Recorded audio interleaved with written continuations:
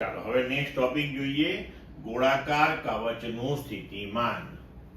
તો ધારો કે આપણી પાસે એક r ત્રિજ્યાવાળી ગોળાકાર કવચ ઉપર q જેટલો વિદ્યુતભાર સતત રીતે વિતરિત થયેલો છે અને આપણે આ ગોળાકાર કવચના કેન્દ્રથી સ્મોલ r અંતરે કવચની બહાર રહેલા કોઈ બિંદુએ વિદ્યુત સ્થિતિમાન શોધવું છે. તો આગળના પ્રકરણની અંદર આપણે ભણી ગયા છીએ કે ગોળાકાર વિદ્યુત ભારિત કવચના લીધે કરીને મળતું વિદ્યુત ક્ષેત્ર. તો એમાં આપણે જોયું હતું કે સમગ્ર વિદ્યુત ભાર જે ગોળાકાર કવચ ઉપર વિતરિત થયેલો છે એ વિદ્યુત ભાર ગોળાકાર કવચના કેન્દ્ર પર કેન્દ્રિત થયેલો હોય તેવા બિંદુવત વિદ્યુત ભારની જેમ વર્તે છે.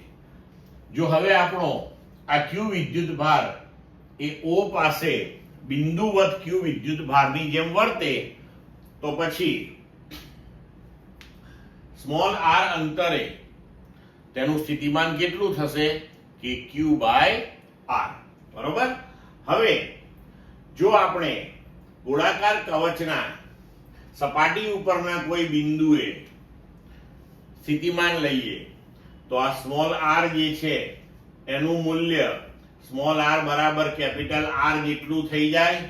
તો એ કિસ્સાની અંદર આપણે સ્મોલ r બરાબર કેપિટલ R મૂકી દઈએ તો સ્થિતિમાન આપણને સપાટી પર v બરાબર 1/4πε0 q/r જેટલું મળશે.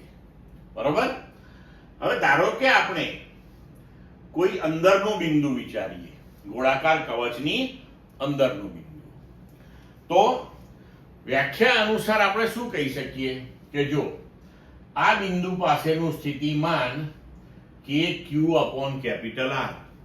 એનો મતલબ એ થયો કે વ્યાખ્યા અનુસાર આ kq/R એ બીજું કાંઈ નહીં પણ એકમ ધન વિદ્યુત ભારને અનંત અંતરેથી વિદ્યુત ક્ષેત્રની વિરુદ્ધમાં આ બિંદુએ એટલે કે કવચની સપાટી પર લઈ આવવા માટે કરવું પડતું કાર્ય છે.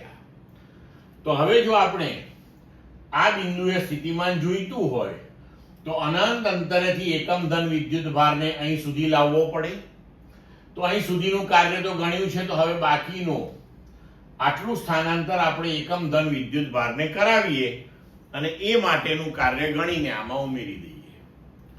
પણ આપણે પહેલા પ્રકરણમાં ભણી ગયા કે ગોળાકાર વિદ્યુત ભારિત કવચની અંદરના કોઈ પણ બિંદુએ વિદ્યુત ક્ષેત્ર શૂન્ય હોય છે. જો વિદ્યુત ક્ષેત્ર શૂન્ય હોય તો સપાટીથી કેન્દ્ર સુધીના કોઈ પણ બિંદુએ તમે એકમ ધન વિદ્યુત ભારને સ્થાનાંતરિત કરીને લઈ જાઓ તો કરવું પડતું કાર્ય કેટલું થઈ જાય? શૂન્ય થઈ જાય.